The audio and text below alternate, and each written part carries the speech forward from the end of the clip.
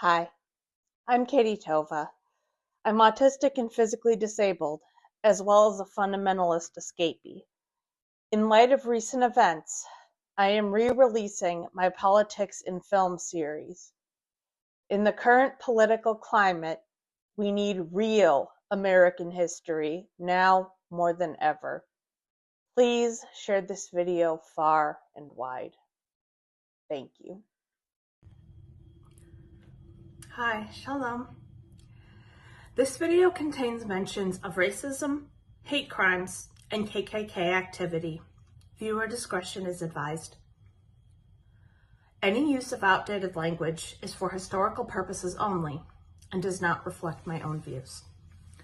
All right, today I'm going to be discussing the film BlacKkKlansman, the true story of an investigation that took down a KKK chapter in Colorado in the 70s.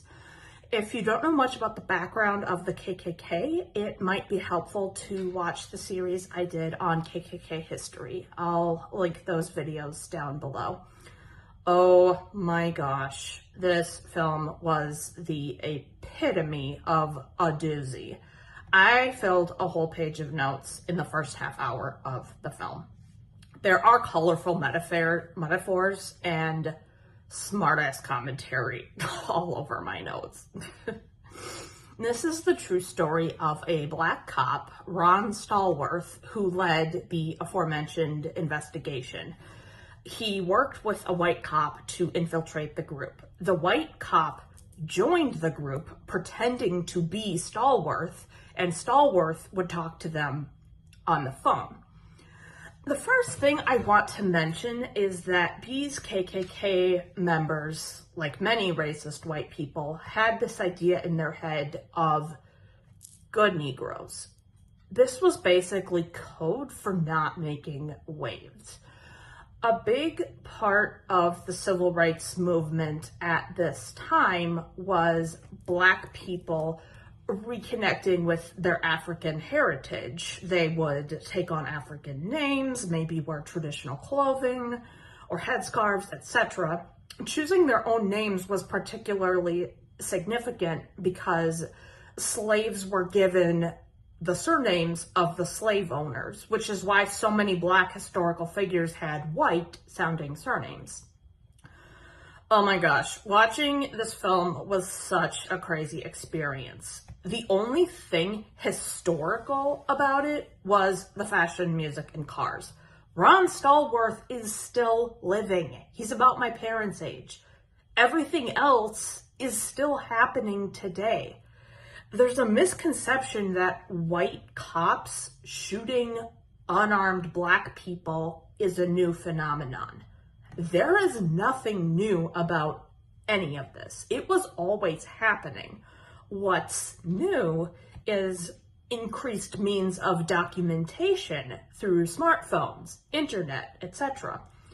I wouldn't be at all surprised if we don't have accurate statistics of Black casualties at the hands of cops going further back, both because the technology didn't exist yet and because of white police departments not giving a shit about keeping accurate records.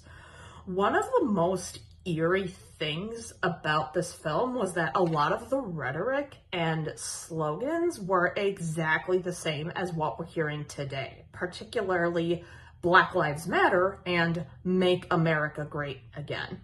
Okay, I'm going to stop here and vent about something that has pissed me off for years. You can't make something great again if it was never great to begin with. This country has never been great for anyone who isn't a white Anglo-Saxon Protestant and male and straight and not disabled. We could make this country greater, absolutely, but there is no making it great again. There's a scene where Ron is chatting with someone. I think it was the white cop he was working with. They were talking about David Duke, who later ran for president in the 80s. Ron said, America would never elect someone like David Duke as president of the United States. I genuinely believed the same thing before the 2016 election. Can't say that anymore. I also want to take a minute to mention that the KKK was also anti-Catholic. There's a long history of anti-Catholic prejudice in the US, which is on the long list of things I want to make videos about. I mention this because in the film, the word genuflect is used as a slur. For anyone who doesn't know, genuflecting is a Catholic tradition where you kneel before the cross in the church and make the sign of the cross, like so. The whole history of racism in the US makes my blood boil, but there was a particular scene that made me scream into a pillow after the film was over. All the yahoos are gearing up to crash an event held by Black college students, and they are laughing and cheering while watching Birth of a Nation. It was like a sinister version of kids giggling while watching a Disney movie. In case you haven't seen my series on the KKK, Birth of a Nation was a horribly racist film that came out in 1914 and was a huge factor in the KKK resurgence in the 1910s and 20s.